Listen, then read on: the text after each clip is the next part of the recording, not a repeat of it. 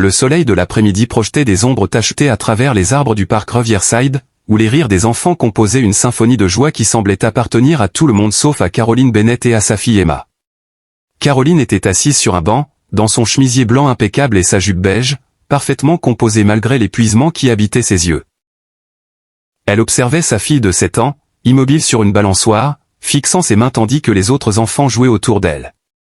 À 34 ans, Caroline était la PDG de Bennett Communications, une start-up technologique qu'elle avait créée de toutes pièces et transformée en une entreprise valant plusieurs millions de dollars en seulement 5 ans. Elle faisait la une des magazines économiques, était invitée à prendre la parole dans des conférences, présentée comme un modèle de ce que les femmes pouvaient accomplir dans le monde de la tech dominé par les hommes. Elle avait tout ce pourquoi elle s'était battue, le bureau d'angle, le salaire impressionnant, le respect de ses pairs, tout sauf le son de la voix de sa fille. Emma avait cessé de parler 6 mois plus tôt. Peu après la finalisation du divorce de Caroline et du père d'Emma, le pédiatre avait fait des examens. La psychologue de l'enfant avait réalisé des évaluations. Le diagnostic était tombé, mutisme sélectif provoqué par un traumatisme et du stress. Emma pouvait parler. Rien n'était physiquement abîmé. Mais elle choisissait de ne pas le faire, se réfugiant dans le silence comme moyen de faire face au bouleversement de sa vie. Caroline avait tout essayé. Les thérapies auxquelles Emma assistait sans participer, les programmes spécialisés pour les enfants atteints de mutisme sélectif, les encouragements doux, la patience, jusqu'aux supplications. Rien n'avait fonctionné. Emma restait enfermée dans son silence, ne communiquant que par des hochements de tête, des signes de dénégation et parfois de petits mots écrits. Le pire était de savoir que c'était en partie de sa faute. Pas entièrement. Son ex-mari portait aussi sa part de responsabilité. Mais Caroline savait que ses choix avaient contribué au traumatisme d'Emma. Le divorce avait été amer, rempli de disputes sur la garde, l'argent, les reproches mutuels. Emma avait vu et entendu trop de choses. Et avant cela, il y avait eu des années où Caroline avait privilégié le travail à la famille, manquant les spectacles scolaires d'Emma, embauchant des nounous pour combler les heures qu'elle ne pouvait pas donner, promettant toujours que les choses ralentiraient après le prochain lancement de produit ou la prochaine levée de fonds. Aujourd'hui, Caroline essayait de rattraper le temps perdu, d'être la mère dont Emma avait besoin. Elle avait réduit ses heures au bureau un peu et insistait pour passer du temps de qualité avec sa fille. D'où cette sortie au parc un mercredi après-midi, chose que la PDG Caroline Bennett n'aurait jamais faite 2 ans plus tôt. Mais Emma ne jouait pas. Elle restait simplement assise sur la balançoire, se balançant doucement, isolée au milieu des autres enfants. Emma, ma chérie, appela doucement Caroline. Tu veux que je te pousse? Emma secoua légèrement la tête. Pas de façon impolie, juste absente. Ailleurs. Le cœur de Caroline se brisa pour la 1000e fois. Cette belle enfant intelligente qui autrefois parlait sans cesse de tout et de rien, qui inventait des chansons, qui avait des opinions sur les céréales ou les robes, cet enfant avait disparu, remplacé par cette version silencieuse qui semblait s'effacer peu à peu. Un homme s'approcha des balançoires avec une petite fille d'environ 8 ou 9 ans. La trentaine, cheveux sombres, sourire chaleureux, jean et chemise bleue. La fillette portait une robe rose et une longue natte, déjà en train de parler avec animation, les mains dans tous les sens. Et puis, papa, Madame Peterson a dit que mon dessin était le meilleur de toute la classe. Tu te rends compte? Toute la classe, répondit l'homme, la voix pleine d'une fierté sincère. Oui, je peux parfaitement le croire. Tu es une artiste incroyable, Mia. Ta maman serait tellement fière. Ils prirent les balançoires juste à côté d'Emma et de Caroline. L'homme aida sa fille à monter, puis remarqua Emma immobile sur la sienne. « Bonjour toi, dit-il gentiment à Emma. Tu veux que je te pousse aussi? Je suis un excellent pousseur. Demanda Mia. Emma ne réagit pas. Ne sembla même pas remarquer qu'on lui parlait. Caroline se leva rapidement, prête à intervenir, à expliquer, à protéger sa fille des questions et de la confusion inévitable. Je suis désolé, elle ne...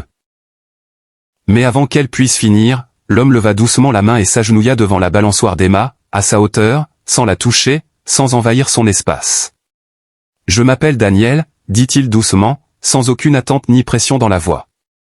Et voici ma fille, Mia. On vient dans ce parc tous les mercredis parce que c'est ici qu'il y a les meilleures balançoires de toute la ville.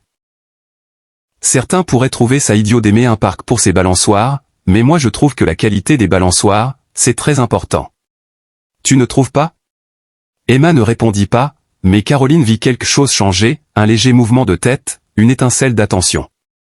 Daniel continua, toujours agenouillé, toujours à sa hauteur. J'ai remarqué quelque chose sur toi. Tu es assise très immobile sur cette balançoire, et ça m'intrigue. La plupart des enfants balancent leurs jambes et essaient d'aller le plus haut possible, mais toi tu restes tranquille, et je trouve que ça demande un autre genre de courage. Le courage d'être immobile quand tout bouge autour de toi. Je trouve ça admirable. Caroline sentit les larmes lui monter aux yeux. Cet inconnu venait de formuler quelque chose sur Emma qu'elle-même n'avait pas vraiment compris. Sa fille n'était pas seulement silencieuse. Elle se tenait immobile dans un monde chaotique, cherchant un semblant de contrôle. Emma ne parle pas, dit doucement Caroline, sentant qu'elle devait une explication à cet homme après sa gentillesse. Ça fait 6 mois. C'est compliqué. Daniel leva les yeux vers elle, sans jugement, sans pitié, juste de la compréhension. J'imagine que c'est très compliqué, répondit-il. La vie l'est souvent. Il reporta son attention sur Emma. Est-ce que ça te va si Mia et moi on se balance à côté de toi? On n'a pas besoin que tu parles ou que tu fasses quoi que ce soit. Tu peux juste rester là, être immobile et courageuse. On sera juste là à se balancer et à être amis avec le silence. Emma le regarda alors vraiment et fit le plus petit des hochements de tête. Daniel se releva et commença à pousser la balançoire de Mia tout en donnant à celle d'Emma une légère impulsion. Pas trop haut, pas trop vite, juste un rythme lent et régulier. Mia, suivant l'exemple de son père, ne bombarda pas Emma de questions. Elle se balançait simplement et commentait parfois ce qu'elle voyait, les oiseaux, les nuages, les fleurs, sans attendre de réponse. Caroline regardait, fascinée, tandis qu'un miracle discret se produisait. Les épaules d'Emma se détendirent légèrement, sa prise crispée sur les chaînes se relâcha. Elle ne participait pas vraiment, mais elle n'était plus complètement absente. Elle était là, plus présente que Caroline ne l'avait vue depuis des mois.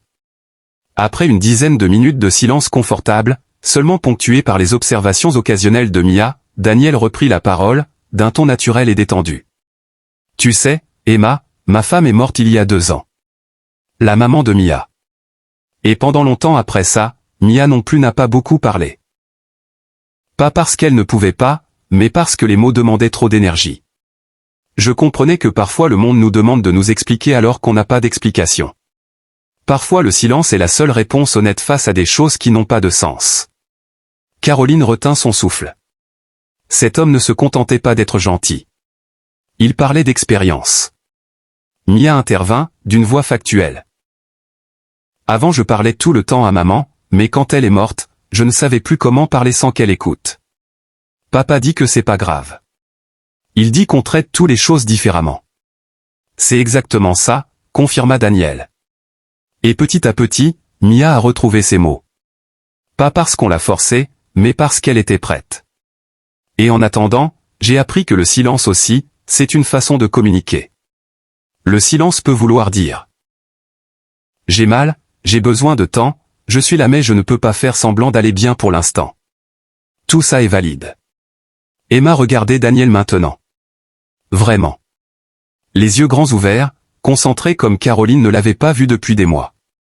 Les mots, continua Daniel en poussant les 2 balançoires en rythme régulier, ils seront toujours là quand tu en auras besoin. Ils ne partent pas. Ils attendent. Et quand tu seras prête, si tu es prête, ils reviendront. Mais il n'y a aucune urgence. Le monde peut attendre. Ta maman peut attendre. Nous pouvons tous attendre. Il jeta un regard à Caroline. Pas vrai, maman? On peut attendre.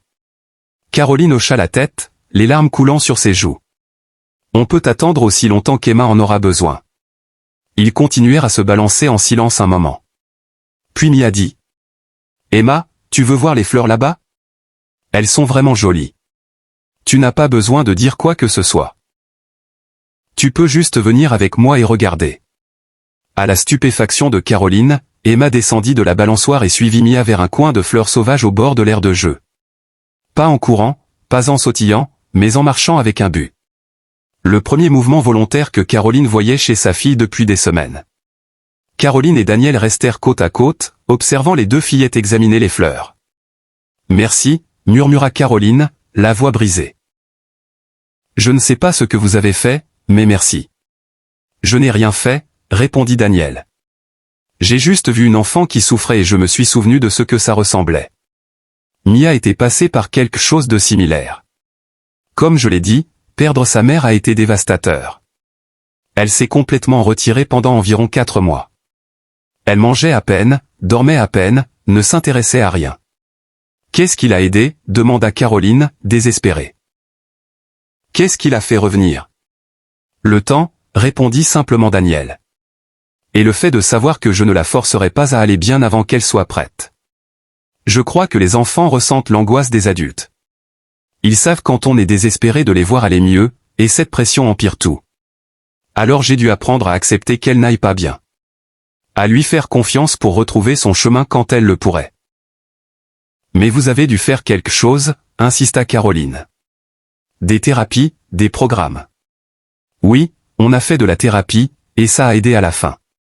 Mais le vrai tournant, c'est quand j'ai arrêté de voir son silence comme un problème à résoudre et que j'ai commencé à le voir comme une communication en soi. Elle me disait sans mots qu'elle était submergée, blessée, qu'elle avait besoin d'espace pour digérer. Une fois que j'ai vraiment entendu ce message, j'ai pu lui donner ce dont elle avait besoin, pas ce que je pensais qu'elle devait avoir. Caroline sentit quelque chose se déplacer en elle. J'ai été tellement focalisé sur le fait de la faire reparler, sur le fait de réparer ce qui était cassé, que je n'ai pas écouté ce que son silence essayait de me dire. Et que vous dit-il? Demanda doucement Daniel. Caroline réfléchit vraiment, regardant sa fille examiner les fleurs avec l'enfant d'un inconnu. Qu'elle a besoin de sécurité, de stabilité, de prévisibilité. Elle a besoin de savoir que les adultes autour d'elle ne vont pas s'effondrer, se disputer ou disparaître. Elle a besoin de se sentir en sécurité avant de pouvoir prendre le risque d'être vulnérable à nouveau. Et parler, s'ouvrir au monde, c'est vulnérable. C'est risqué. Elle ne le fera pas tant qu'elle ne se sentira pas assez en sécurité. Ça sonne parfaitement juste, dit Daniel. Et est-ce que vous lui offrez cette sécurité, cette stabilité? Le visage de Caroline se décomposa. J'essaie, mais je travaille encore tout le temps. Je suis encore stressé par l'entreprise. Je traite encore mes propres émotions sur le divorce. J'essaie d'être là pour Emma tout en m'effondrant moi-même. Elle doit le sentir. Bien sûr qu'elle le sent. Confirma Daniel sans jugement. Les enfants sont incroyablement perspicaces. Ils savent quand on fait semblant d'aller bien. Peut-être qu'au lieu de faire semblant, vous pourriez être honnête avec elle sur vos propres difficultés. Pas pour la charger, mais pour lui montrer que c'est normal de ne pas aller bien. Que les adultes aussi luttent. Et lutter ne veut pas dire être cassé. Ils restèrent un moment en silence confortable, regardant Mia montrer à Emma différentes fleurs, expliquant leurs noms et leurs couleurs, sans exiger de réponse, juste heureuse de partager. Puis-je vous demander ce qui s'est passé, demanda prudemment Daniel. Vous n'êtes pas obligé de me le dire, mais parfois parler à un inconnu est plus facile qu'avec les gens qui nous connaissent. À sa propre surprise, Caroline eut envie de parler. Mon mari ou mon ex-mari et moi nous sommes mariés jeunes. J'étais en train de construire mon entreprise, je travaillais 100 heures par semaine, complètement obsédé par la réussite. Au début il était très soutenant, mais à la longue il s'est senti négligé, et c'était justifié. Il était négligé. Emma était négligée. Je me disais toujours que c'était temporaire, qu'une fois l'entreprise stabilisée je ralentirais et je me consacrerais à la famille. Mais l'entreprise continuait de grandir, je continuais de travailler, et les années ont passé. Elle marqua une pause. Mon mari a commencé une liaison.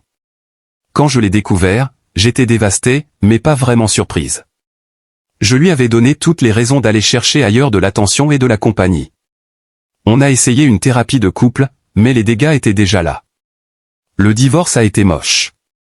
On s'est disputé sur tout, l'argent, la garde, qui avait le plus tort. Et Emma a vu et entendu beaucoup trop de choses. C'est laquelle a arrêté de parler? Demanda Daniel. 3 mois après le début de la procédure de divorce. Oui. Elle s'est juste arrêtée. Au début j'ai cru qu'elle était têtue, qu'elle me punissait. Puis j'ai compris qu'elle se protégeait. Parler, c'était s'engager dans un monde devenu imprévisible et effrayant. Le silence était plus sûr. Les choses se sont calmées depuis la finalisation du divorce? Un peu. On a un arrangement de garde maintenant. Emma vit avec moi la semaine et chez son père un week-end sur 2. Mais la stabilité reste fragile. Mon ex parle déjà de se remarier, de présenter sa petite amie à Emma, et moi je travaille encore trop, je suis encore stressé, j'essaie encore d'être cette combinaison impossible de PDG et de mère présente. Daniel hocha la tête pensivement. Puis-je vous dire ce qui m'a aidé? Après la mort de ma femme, j'étais en train de couler. Je dirigeais mon cabinet d'architecture tout en élevant seul une enfant traumatisée. Tout le monde me disait que je devais être fort pour Mia, tenir le coup, ne pas lui montrer mes faiblesses. Mais ça me tuait. Je tenais avec du scotch et du déni. Qu'est-ce qui a changé? Ma sœur m'a dit quelque chose qui a tout bouleversé. Elle m'a dit, tu apprends à Mia comment gérer le chagrin. Si tu lui apprends à faire semblant qu'il n'existe pas, elle apprendra à enterrer sa douleur. Si tu lui apprends qu'on peut s'effondrer et se reconstruire, elle apprendra la résilience. Alors j'ai commencé à être honnête avec Mia sur mes propres difficultés. Je lui disais quand j'avais une journée difficile. Je la laissais parfois me voir pleurer. Et j'ai fait des changements dans mon travail pour être vraiment présent, pas juste physiquement là avec l'esprit au bureau. Il sourit légèrement. Ce n'était pas facile. J'ai dû réduire mes chantiers. Déléguer des choses que je contrôlais absolument avant. Admettre que je ne pouvais pas tout faire. Mais vous savez quoi? Mia est allée mieux. Pas parce que j'avais trouvé la solution miracle, mais parce qu'elle se sentait en sécurité. Elle savait que je souffrais aussi, mais que je ne le lui cachais pas. On traversait ça ensemble. Au lieu qu'elle traverse ça seule pendant que je faisais semblant que tout allait bien. Caroline sentit ces mots s'installer en elle comme une vérité profonde. J'ai fait semblant que tout allait bien. Emma doit voir clair dans mon jeu. Presque certainement, acquiesça Daniel. Les enfants sont bien plus intelligents qu'on ne le croit. Les fillettes revinrent des fleurs. Mia parlait des différentes variétés et de leur signification. Emma était silencieuse mais plus animée, regardant réellement Mia pendant qu'elle parlait. Présente, même sans participer. Papa, est-ce qu'Emma peut venir avec nous à la boutique d'art? Demanda soudain Mia. Tu avais dit qu'on irait chercher du matériel pour mon projet. Emma pourrait m'aider à choisir les couleurs. Elle n'a pas besoin de parler. Elle pourrait juste montrer celle qu'elle aime. Daniel interrogea Caroline du regard. Caroline allait dire non. Elle devait rentrer. Elle avait du travail à finir. Elle ne connaissait pas ces gens. Puis elle regarda Emma. Vraiment. Et elle vit quelque chose dans les yeux de sa fille. De l'espoir, peut-être de l'intérêt. La première étincelle de vie depuis des mois. Avec plaisir, s'entendit-elle répondre. La boutique d'art était une explosion de couleurs et de créativité, les fournitures empilées du sol au plafond. Mia guida Emma dans les allées, lui montrant peinture, pinceau, papier, demandant son avis en présentant des choix et observant les hochements, les dénégations ou les doigts pointés. Tu préfères le bleu ou le vert? Demandait Mia en tenant 2 tubes de peinture. Emma montrait. Bon choix. C'est aussi mon préféré. Caroline et Daniel suivaient à distance, observant cette interaction se dérouler. Mia est merveilleuse avec elle, murmura Caroline. Tellement patiente, tellement accueillante. Mia comprend ce que c'est d'être à la place d'Emma, expliqua Daniel. Elle se souvient à quel point c'était horrible quand les adultes la poussaient à parler ou à s'exprimer avant qu'elle soit prête. Alors maintenant, quand elle rencontre des enfants qui souffrent, elle fait simplement de la place pour qu'ils puissent être comme ils en ont besoin. Combien de temps ça a pris? Demanda Caroline. Avant que Mia reparle. 4 mois. Mais chacun est différent. N'essayez pas de mettre Emma sur le calendrier de Mia. J'essaie tellement de ne pas la presser, dit Caroline. Mais sa voix me manque tellement. Nos conversations me manquent. Son rire me manque. Elle me manque, celle qu'elle était avant. Elle est toujours là, assura Daniel. Elle se cache simplement jusqu'à ce que le monde soit assez sûr pour ressortir. Votre rôle n'est pas de la tirer de sa cachette. C'est de rendre le monde assez sûr pour qu'elle choisisse d'en sortir. Ils passèrent plus d'1 heure dans la boutique. À la caisse, Caroline voulut payer les choix d'Emma, mais Daniel refusa d'un geste. Considérez ça comme un cadeau d'un parent en difficulté à un autre, dit-il avec un sourire. Dehors, Mia demanda. On peut refaire ça? Peut-être mercredi prochain au parc. Emma et moi on pourrait peindre ensemble. Elle n'aurait pas besoin de parler. On pourrait juste créer côte à côte. Caroline regarda Daniel, qui hocha la tête. On est toujours au parc le mercredi vers 15 heures. Vous êtes les bienvenus quand vous voulez. Alors qu'ils allaient se séparer, quelque chose d'extraordinaire se produisit. Emma tira sur la main de Caroline, puis pointa Daniel et Mia. Elle leva les doigts pour indiquer « prochain » faiblement, et regarda sa mère d'un air interrogateur. « Oui », répondit Caroline, les larmes roulant sur ses joues. « Oui, on reviendra mercredi prochain. Je te le promets. » Emma ne parla pas, mais elle sourit. Le premier vrai sourire que Caroline voyait depuis des mois. Au cours des semaines suivantes, les mercredis après-midi au parc devinrent sacrés. Caroline quittait le bureau tôt, vraiment tôt, pas juste en travaillant à distance depuis un banc, et Emma s'illuminait quand elle voyait Daniel et Mia arriver. Ils se balançaient, peignaient, exploraient le parc, parfois restaient simplement assis dans un silence confortable. Daniel ne poussait jamais Emma à parler. Mia non plus. Il créait simplement un espace où elle pouvait exister telle qu'elle était, sans attente ni pression. Et peu à peu, les choses commencèrent à changer. Emma se mit à exprimer davantage par les gestes et les dessins. Elle peignait des tableaux qui racontaient des histoires. Elle jouait à la charade avec Mia, communiquant par des mouvements exagérés qui faisaient rire les deux fillettes. Caroline remarqua aussi des changements en elle. Elle commença à être honnête avec Emma sur ses propres difficultés. « Maman a une journée difficile aujourd'hui », disait-elle. « Je suis stressée à cause du travail. » Et lentement, très lentement, dans cet espace de patience, de présence et d'acceptation, quelque chose de précieux recommença à se tisser entre une mère et sa fille.